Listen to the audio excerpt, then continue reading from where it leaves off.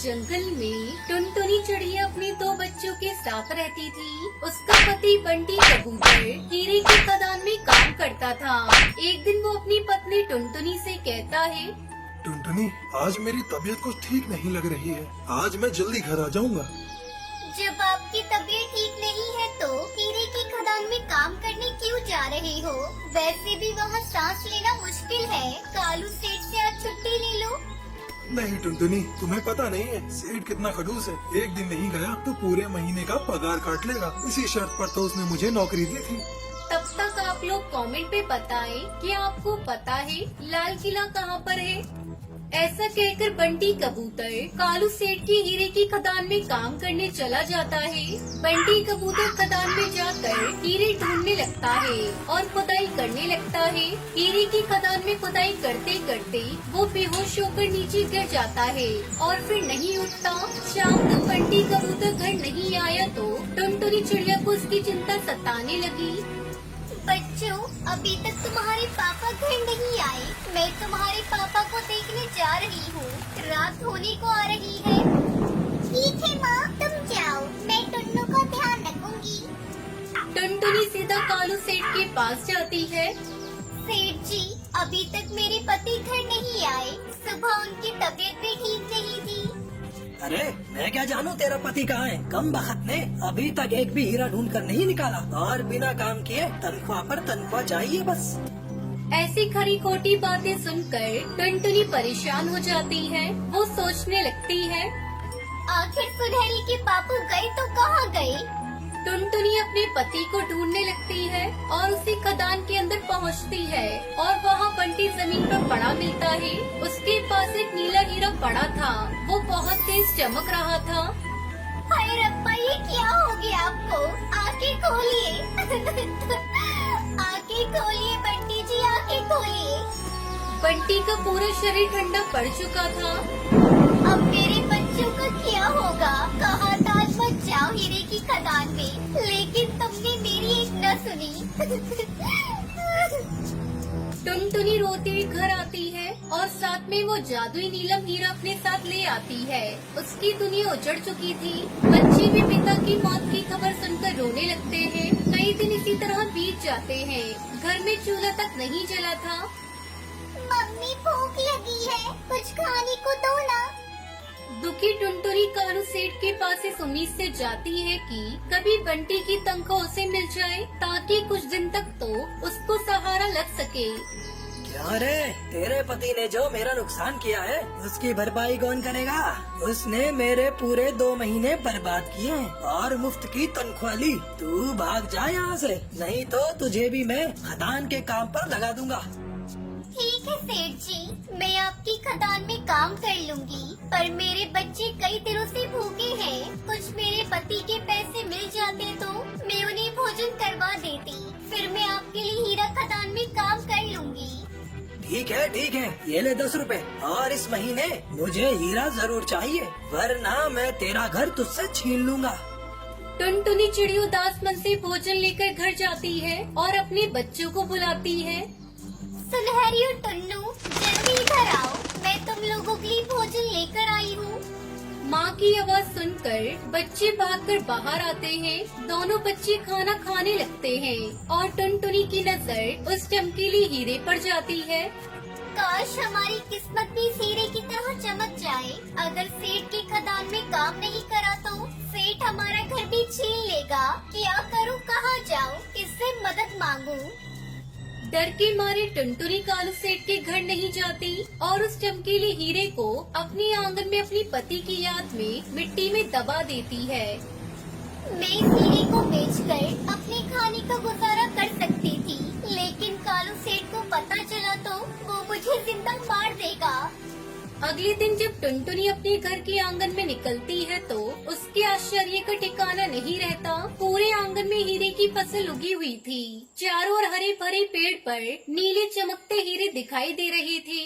ये देखकर टुनटुनी खुश हो जाती है और वो जल्दी जल्दी हीरो को तोड़कर बाजार में बेचने चली जाती है। अब उसका पहले से भी ज्यादा बड़ा घर था और घर में खाने पीने की कोई कमी नहीं होती। इस तरह टुनटुनी हीरे की खेती करके खुशी खुशी अपने बच्चों के साथ रहने लगती है।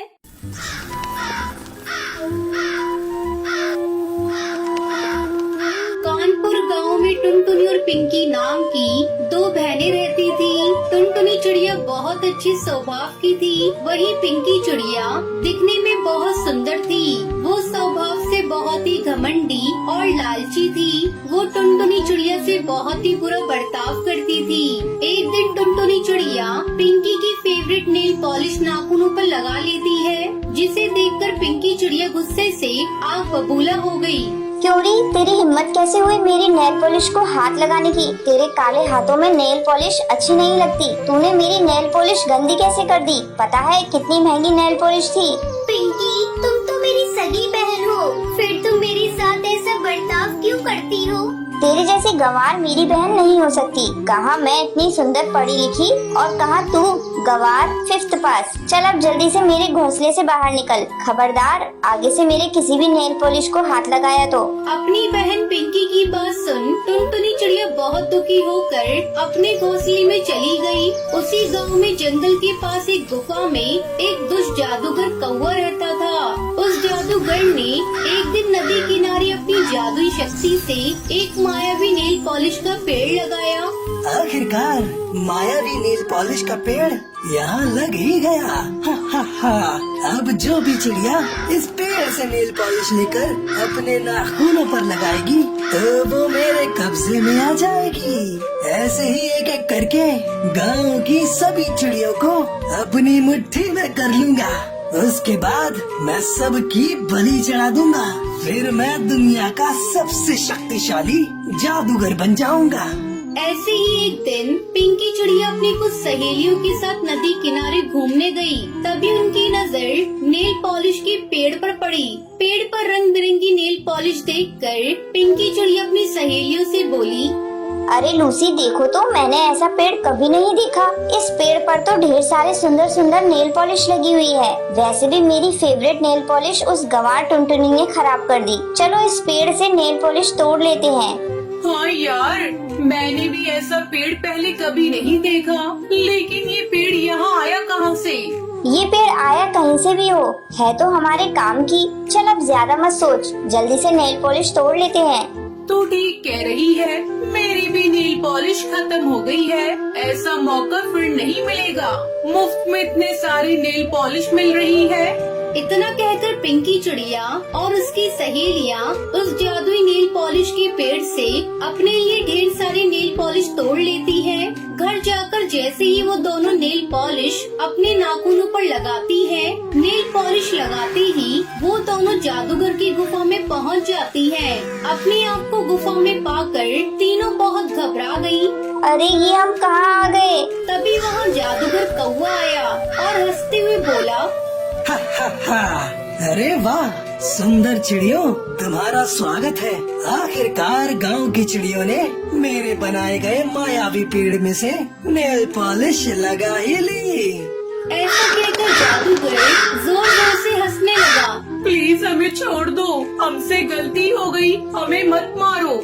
अरे चुप, तुम्हारी जैसी सुंदर चिड़ियों की बलि देखकर मेरे कुल देवता बहुत खुश होंगे और मुझे बहुत जल्द शक्तिशाली बना देंगे। मैंने जादुई नेल पॉलिश का पेड़ इसलिए तो लगाया था ताकि गांव की चिड़िया मेरे बनाए हुए जाल में फंस जाए। अब तुम दोनों मेरे कब्जे में हो। अब तुम्हें मेरे चंगुल से कोई नहीं बचा सकता। हा हा हा। दूसरी ओर काफी समय बीत जाने के बाद पिंकी चिड़िया को घर में न पाकर टुनटुनी चिंता में पड़ गई। टुनटुनी चिड़िया पिंकी को ढूंढने उनकी सहेलियों के घर गई, लेकिन वहाँ जाकर उसे पता चला पिंकी की सहेलियाँ भी घर पर नहीं है। फिर टुनटुनी परेशान होकर अपनी बहन पिंकी को ढूंढते ढूंढते नदी किनारे पहुँची। तभी उसकी नजर उस नेल पॉलिश के पेड़ पर पड़ी। उस पेड़ को देखकर टुनटुनी चौंक गई और सोचने लगी, अरे ये कैसा पेड़ है? इस पर तो रंग बिरंगी नेल पॉलिश लगी हुई है। मैंने आज तक कभी किसी पेड़ पर नेल पॉलिश लगी हुई नहीं देखी। कल जब मैं यहाँ आई थी तब ये पेड़ यहाँ पर नहीं था। फिर अचानक रातों रात ये पेड़ यहाँ कैसे आ गया? कहीं कुछ गड़बड़ तो नहीं है?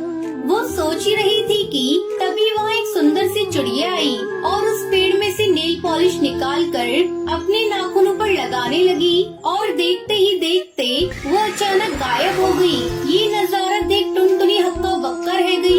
लगता है ये कोई मायावी पेड़ है और किसी ने इसका गलत इस्तेमाल करने के लिए यहाँ लगाया है। मुझे लगता है मेरी बहन भी नेल पॉलिश को लगाकर गायब हुई है। मुझे अपनी बहन तक पहुँचने के लिए ये नेल पॉलिश लगानी होगी। टुनटुनी चिड़िया नेल पॉलिश लगाने ही वाली होती है कि तभी एक परी वहाँ प्रकट हुई और बोली, रुक जाओ, ये तुम क्या करने जा रही हो? तुम उस दुष्ट जादूगर से अकेले कैसे लड़ पाओगी? मुझे अपनी बहन को किसी भी कीमत में बचाना है, चाहे मेरी जान ही क्यों न चली जाए। साथ ही मुझे गांव की बाकी चिड़ियाओं की भी जान बचानी है। टुनटुनी, तुम बहुत ही अच्छी चिड़िया हो। तुम्हारी बहन ने तुम्हारे साथ हमेशा बुरा बर्ताव किया, लेकिन तुम अपनी बहन से बहुत प्यार करती हो, इसलिए अपनी जान की परवाह किए बिना अपनी जान खतरे में डाल रही हो। तुम्हें पता नहीं वो जादूगर कितना शक्तिशाली है। वो गांव की सुंदर सुंदर चिड़िया की बलि देकर बहुत ही शक्तिशाली बनना चाहता है, इसलिए मैं तुम्हें एक जादुई भस्म दे रही हूँ। वहाँ जाते ही उस जादूगर के ऊपर चुपके से छिड़क देना। टुनटुनी चिड़िया परी का धन्यवाद कर जादुई भस्म छुपा कर रख लेती है। फिर टुनटुनी ने जादुई पेड़ से नेल पॉलिश तोड़कर अपने नाखूनों पर लगा ली और पलक झपकते ही वो भी इस जादूगर की गुफा में पहुंच गई और जादूगर को पुकारने लगी। दुष्ट जादूगर, मेरे सामने आ। मैं जानती हूँ तूने मेरी बहन और बाकी गांव की चिड़ियाओं को यहाँ कैद करके रखा है। तेरी भलाई इसी में है, उन सबको छोड़ दे, वरना तेरे लिए अच्छा नहीं होगा। तभी अचानक जादूगर हंसते हुए वहाँ आ पहुँचा। तू मेरा कुछ नहीं बिगाड़ सकती। तू तो एक मामूली चिड़िया है और मेरे पास जादुई शक्तियाँ हैं और मैं बहुत जल्द सभी चिड़ियों की बलि देकर शक्तिशाली बन जाऊंगा। जादूगर, मैं तुझे ऐसा करने नहीं दूंगी। टुनटुनी चिड़िया की बात सुनकर जादूगर जोर जोर से हंसने लगा। तभी मौका पाकर टुनटुनी ने जादुई भस्म निकालकर जादूगर के ऊपर छिड़क दिया। जादूगर के शरीर पर भस्म पड़ते ही जादूगर कौवे का शरीर जलने लगा। जादूगर के मरते ही सभी चिड़िया उसके चंगुल से आजाद हो गयी। फिर सभी ने टुनटुनी को धन्यवाद किया। पिंकी चिड़िया को भी अपने किए पर बहुत पछतावा हुआ और पिंकी चिड़िया टुनटुनी से माफी मांगती है। उसके बाद दोनों बहनें एक साथ खुशी खुशी रहने लगती हैं। एक घने जंगल में टोनी चिड़िया अपनी बेटी टुनटुनी के साथ रहती थी। टोनी का पति बंटी कबूतर रेलवे स्टेशन पे चाय बेचा करता था। चाय बेचकर उसे बहुत कम पैसे मिलते थे, उसी से वो अपने परिवार का पेट पालता था। एक दिन वो चाय बेच रहा था, तभी पास वाले दुकानदार से किसी बात पर उसकी लड़ाई हो जाती है। थोड़ी देर में वहाँ पुलिस आ जाती है और दोनों को पकड़कर जेल में डाल देती है। जब टोनी चिड़िया को इस बात का पता चलता है तो वो फूट फूट कर रोने लगती है। हे भगवान, ये सब क्या हो गया? अब हमारा क्या होगा? मेरे पास तो बंटी को जेल से छुड़ाने के लिए पैसा भी नहीं है। कितनी बार उसे मना किया था कि अगर कोई दो बात बोल दे तो उसे वो सह ले, लेकिन वो मेरी बात माने तब ना। अब मैं उसे कैसे जेल से बाहर निकालूं? इतनी रात में कोई वकील भी नहीं मिलेगा। टोनी चिड़िया के जोर जोर से रोने के कारण उसकी पड़ोसन चमेली कौवी उसके घर आती है। क्या हुआ टूनी बहन, क्यों इस तरह रो रही हो? क्या हुआ, जरा हमें भी बताओ, कुछ मदद कर पाऊँ तुम्हारी। तो रोने की तो बात है चमेली बहन। बंटी कबूतर को पुलिस पकड़ कर ले गई और मेरे पास एक ढेला भी नहीं है उसे बाहर निकालने के लिए। क्या किया था उसने जो पुलिस पकड़ कर ले गई? वो तो भला कबूतर है, ये बात सभी पक्षी जानते हैं। सुना है पास वाले दुकानदार से उसकी लड़ाई हो गई थी। रो मत बहन, सब ठीक हो जाएगा। इतना कहकर चमेली कौवी वहाँ से चली जाती है। इस तरह कुछ दिन गुजर जाते हैं। टूनी के पास अपने पति को बाहर निकालने का कोई इंतजाम नहीं हो पाता और बंटी के जेल चले जाने की वजह से उसकी चाय की दुकान बंद हो जाती है और घर में खाने पीने की कमी हो जाती है। एक दिन सुबह टूनी चिड़िया अपनी बेटी टुनटुनी से कहती है, बेटा चल आज से मैं तेरे पापा की दुकान पर जाकर चाय बेचूंगी। कितने दिनों से तेरे पापा की दुकान बंद है, चाय बेचकर कुछ पैसे जमा करूंगी, फिर तेरे पापा को जेल से छुड़ा लूंगी। हाँ माँ, पापा के बिना ये घर बहुत सूना सूना लगता है। मुझे उनके बिना कुछ भी अच्छा नहीं लगता। मैं भी तुम्हारे साथ चाय बेचूंगी। दोनों माँ बेटी रेलवे स्टेशन पर चाय बेचने के लिए जाती है। चाय ले लो, चाय, गर्मा गर्म चाय। टूनी चाय बनाती और टुनटुनी चिड़िया उसे ग्राहकों को देती। मैम साहब, आपको भी चाय दूं? गर्मा गर्म इलायची वाली चाय है। चल भाग यहाँ से। मैं इस तरह स्टेशन पर चाय नहीं पीती। मैं तो 5 स्टार होटल की चाय पीती हूँ। साहब, आप ले लो ना, मेरी माँ बहुत ही लाजवाब चाय बनाती है। लाओ, मुझे एक कप चाय दो। इतना कह रही हो तो पी कर देखता हूँ। टुनटुनी चिड़िया उसको चाय देती है। बहुत ज्यादा मेहनत करने के बाद भी उनकी चाय ज्यादा नहीं बिकती। माँ, मुझे बहुत जोरों से भूख लग रही है। मुझे कुछ खाने को दो, सुबह से कुछ भी नहीं खाया है। तो यहाँ बैठ ग्राहकों को चाय पिलाना, मैं तब तक तेरे लिए कुछ लेकर आती हूँ। टूनी चिड़िया कुछ दूर जाती है। वो देखती है कि एक दुकान पर काफी पक्षियों की भीड़ लगी है। भैया, इस दुकान पर इतनी भीड़ क्यों लगी है? आपको नहीं पता, यहाँ कुल्हड़ पिज्जा बिकते हैं। पूरे स्टेशन पर बस यही एक कुल्हड़ पिज्जा की दुकान है, इसलिए यहाँ पक्षियों की भीड़ लगी रहती है। हे भगवान, आलू पकोड़ा, प्याज पकोड़ा के बारे में तो सुना था। ये कुल्हड़ पिज्जा कैसा होता है? पकोड़े वाले भैया, अरे पकोड़े वाले भैया, मुझे कुल्हड़ पिज्जा देना। टूनी कुल्हड़ पिज्जा लेकर टुनटुनी के पास आती है। ये ले टुनटुनी, कुल्हड़ पिज्जा खा। टुनटुनी कुल्हड़ पिज्जा खाने लगती है। माँ, ये कुल्हड़ पिज्जा तो बहुत ही स्वादिष्ट है, लो तुम भी खाओ। टूनी चिड़िया कुल्हड़ पिज्जा खाने लगती है। कुल्हड़ पिज्जा खाकर टूनी चिड़िया टुनटुनी को कुछ पैसे देती है। ये ले पैसे, जा इससे कुछ कुल्हड़ और चीज के पैकेट खरीदना और साथ में बेसन भी लेते आना। अगले दिन से टूनी चिड़िया कुल्हड़ पिज्जा बनाकर बेचने लगती है। अब उसकी दुकान पर चाय के साथ साथ कुल्हड़ पिज्जा खाने वालों की भीड़ लगने लगती है।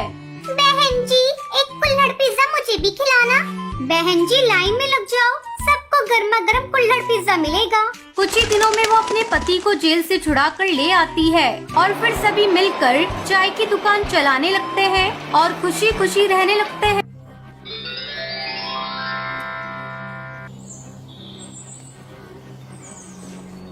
कश्मीर में कालू कौआ अपनी पत्नी टुनटुनी चिड़िया के साथ रहता था। शादी के कई साल बीत चुके थे, पर टुनटुनी अभी तक माँ नहीं बन पाई थी। कालू कौआ एक किसान था। वो अपने छोटे से खेत में खेती किया करता था, लेकिन ज्यादा रासायनिक खाद डालने की वजह से उसका खेत बंजर हो गया था।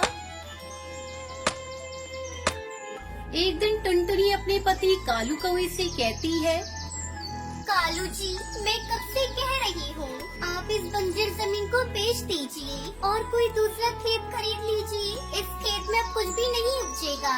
पिछले 2 सालों से मेहनत कर रहे हो, पर अनाज का एक भी दाना नहीं उपज हुआ। समझदारी इसी में है कि हम ये खेत बेच दें। भाग्यवान, ये तुम कैसे बातें कर रही हो? ये सिर्फ एक खेत का टुकड़ा नहीं, ये मेरा बेटा है। जब तक इसमें फसल उपज रहा था, हम इसकी देखभाल करते थे। अब जब ये बंजर हो गया तो मैं इसे कैसे बेच दूं? ये मुझसे नहीं होगा। देखना, एक दिन इसी खेत में फिर से हमें अच्छी फसल मिलेगी। तब तक आप लोग कमेंट पे बताएं 99 - 1 कितने होते हैं। अब तुम अपने मन की करते हो जी, तुम्हारी मन में आएगा वही करोगी। खैर छोड़ो, घर चलो, काफी देर हो गई है। इस तरह कई दिन गुजर गए। कालू रोज अपने बंजर खेत पर जाता और उसे खेती लायक बनाने की कोशिश करता। एक दिन जब वो घर आता है तो देखता है कि टुनटुनी बिस्तर पर पड़ी थी। ऐसे क्यों बिस्तर पर पड़ी हो? क्या हुआ तुम्हें? क्या बताऊं जी, आज सुबह से मेरी तबीयत कुछ ठीक नहीं लग रही है। मैंने अभी तक भोजन भी नहीं बनाया है। काश मेरी कोई बेटी होती तो कम से कम 2 वक्त की रोटी तो बना दिया करती।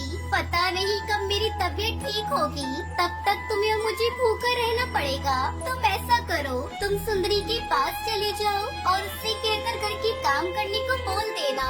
जब तक मेरी तबीयत ठीक नहीं हो जाती, वो घर आकर घर के काम कर दिया करेगी और रोटी भी बना दिया करेगी। कालू कौआ सुंदरी कौवी के पास जाता है। सुंदरी कौवी मालदार पक्षियों के घरों में काम किया करती थी। सुंदरी बहन, अरे ओ सुंदरी बहन, मेरी पत्नी की तबीयत खराब है। उसने आपको घर का काम करने को बोला है। कालू भैया, अब मुझसे ज्यादा काम नहीं होता। कल जंगल में एक अनाथ चिड़िया आई है, बेचारी को काम की जरूरत है, उसे आपके घर भेज देती हूँ। अगले दिन सुंदरी चिड़िया से कहती है, पिंकी चिड़िया, ओ पिंकी चिड़िया, तू कालू अंकल के साथ उनके घर चली जा और उनके घर का काम कर देना। इस तरह पिंकी चिड़िया कालू कौवे के घर में काम करने लगी। अचानक एक दिन तेज बारिश होने लगती है और खेत में पानी लग जाता है।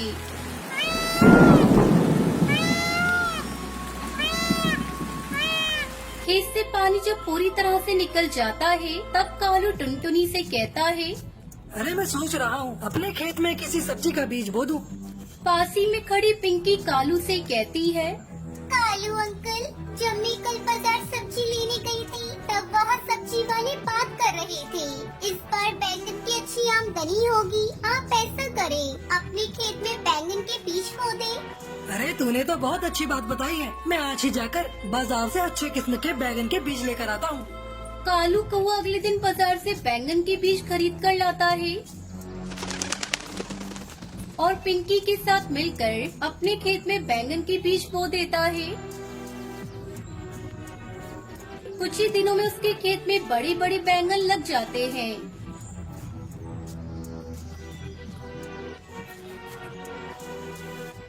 कालू उन बैंगन को बेचकर बहुत सारे पैसे कमाता है। पैसे देखकर उसकी आंखों में खुशी के आंसू आ जाते हैं। सुनते हो जी, मेरे दिमाग में विचार आया है, क्यों न हम पिंकी को गोद ले लें। वैसे भी हमारी कोई औलाद नहीं और इस अनाथ को भी घर मिल जाएगा। इस तरह टुनटुनी और कालू कौवा पिंकी चिड़िया को गोद ले लेते हैं और बैंगन की खेती करके खुशी खुशी रहने लगते हैं।